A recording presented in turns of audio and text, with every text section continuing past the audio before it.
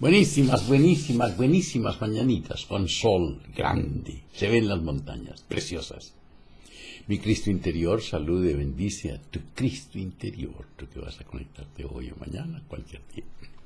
Hoy es jueves 12 de julio de 2018, el programa número 1758. Que el espíritu de sabiduría descienda sobre nosotros todos y nos ilumine. A mí para decir lo que debo decir, a ustedes para comprenderlo. Gracias por sus correos, gracias por lo que en ellos escriben, gracias por sus manifestaciones y buenos deseos de bienestar y salud para conmigo. Gracias. Gracias, gracias. ¿Qué es el ego patológico?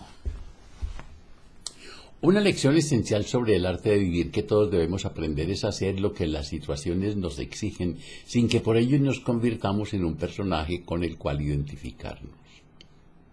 El poder de lo que hacemos se intensifica si actuamos por la acción misma en lugar de hacerlo como medio para proteger, engrandecer o satisfacer nuestra identidad. Cada personaje es una noción ficticia del ser y sirve para personalizarlo, corromperlo, distorsionarlo todo a causa del pequeño yo fabricado por la mente y del personaje en cuestión. Es decir, muchos de nosotros no somos como lucimos. O como nos comportamos. La mayoría de las personas que ocupan posiciones de poder en este mundo, como los políticos, las celebridades de la televisión, los líderes de empresa y también los líderes religiosos, se identifican totalmente con su papel, salvo por algunas excepciones notables. Podrían ser personajes VIP, pero no son más que actores inconscientes en el drama del ego. Un drama que parece supremamente importante, pero que en últimas carece de todo propósito. Según las palabras de Shakespeare, es una historia contada por un tonto llena de sonido y furia, pero carente de significado. Es sorprendente saber que Shakespeare llegó a esa conclusión sin tener el beneficio de la televisión. Si el drama del ego tiene algún propósito, este es indirecto. Indirecto quiere decir que se presenta en el individuo y que lo desconoce. Crear cada vez más sufrimiento en el planeta, el cual finalmente destruye el ego, pese a ser creado por él. En el mundo lleno de personas que representan otras personas que no proyectan una imagen fabricada por la mente, y las hay incluso en la televisión, los medios y el mundo de negocios, sino que funcionan desde la esencia profunda de su ser, que no aparentan ser más de lo que son, sino que son ellas mismas, se destacan como personas notables y son las únicas en lograr dejar una verdadera huella en este mundo. Son los portadores de la nueva conciencia. Imprimen gran poder a todo lo que hacen porque están en armonía con el propósito del todo. Sin embargo, su influencia va mucho más allá de lo que hacen, mucho más allá de su función. Su simple presencia sencilla, natural, discreta ejerce un efecto de transformación sobre todas las personas con quienes entran en contacto. Ese es otro papel, se llama mi yo natural y espontáneo. Tan pronto como nos esforzamos por ser esto o aquello, asumimos un personaje y lo representamos. El consejo de ser tú mismo es bueno, pero también puede ser engañoso. La mente intervendrá para decir, veamos, ¿cómo puedo yo ser yo mismo? ¿Cómo puedo yo ser yo mismo?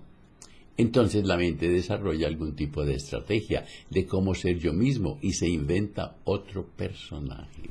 Y los vemos a diario en la calle, en la casa. En realidad, la pregunta de cómo puedo ser yo mismo es incorrecta. Implica que debemos hacer algo para ser nosotros mismos. Pero el cómo no es válido porque ya somos nosotros mismos. Debemos dejar de añadir carga a la que ya tenemos. Pero no sé quién soy, no sé cómo, no sé lo que significa ser yo mismo.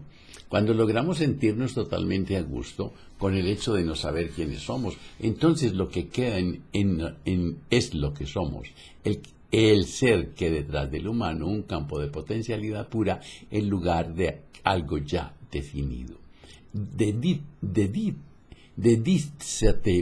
Decídase a renunciar a definirse ante usted mismo y ante los demás. no perecerá, vivirá. ¿Por qué el ego representa personajes?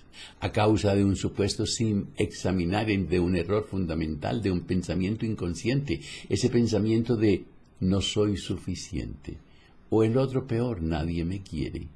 De allí que dependen otros pensamientos inconscientes. Debo representar un papel a fin de obtener lo que necesito para estar completo. Vi con la vida misma uno con el ser. En la forma siempre hay seres inferiores y superiores a alguien. En esencia no somos inferiores ni superiores a nadie. El verdadero amor propio y la verdadera humildad son producto de ese reconocimiento, y a los ojos del ego, la humildad y el amor propio están en entera contradicción, pero en verdad son la misma cosa.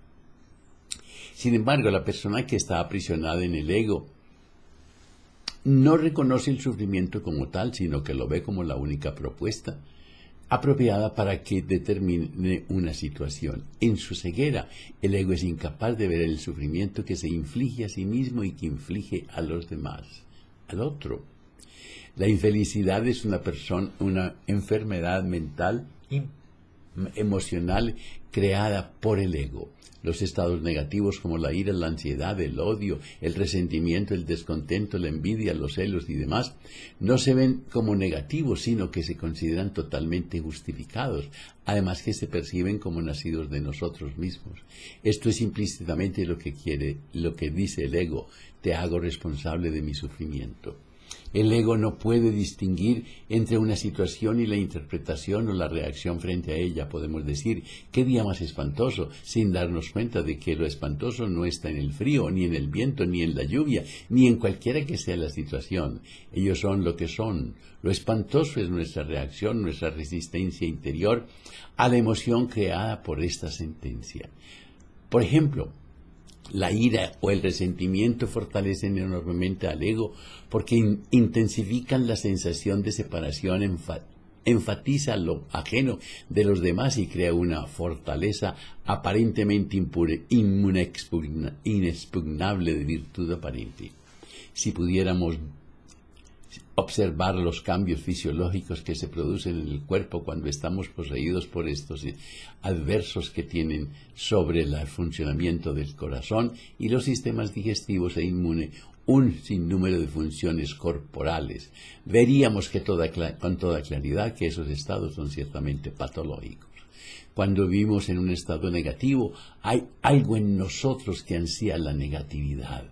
De otra manera, quien querría aferrarse a la negatividad, hace desgraciados a los demás junto consigo mismo y provocar enfermedades físicas. Por consiguiente, cada vez que hay negatividad en nosotros y logramos detectar en nosotros ese momento que goza con esa negatividad o cree que tiene un propósito útil, tomamos conciencia del ego directamente. Si en medio de la negatividad podemos reconocer que estamos creando sufrimiento para nosotros mismos, será suficiente para elevarnos por encima de las limitaciones de los estados egoístas y las reacciones condicionadas.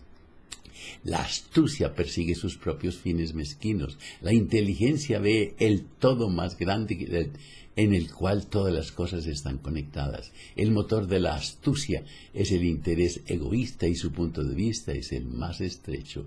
La mayoría de los políticos y de los hombres de negocios son astutos, pero muy pocos son inteligentes. Todo lo que se logra a través de la astucia es perecedero y con el tiempo se destruye a sí mismo. La astucia divide, la inteligencia incluye. Citas con el abuelo. Estoy a un día de arreglar todo para poder tener citas con el abuelo a partir del lunes, por ejemplo.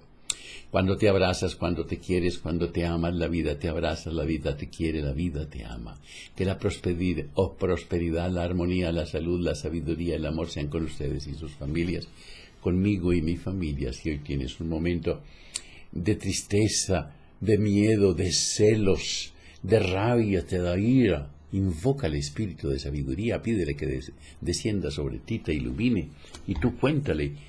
Y si en tu relato hayas algo mal puesto en tu corazón con alguien, perdona a ese alguien, ámalo, agradece, olvida. Y si es contigo, Perdónate, ámate, agradece y duérmete. Y no se les olvide reír, pero por nada del mundo.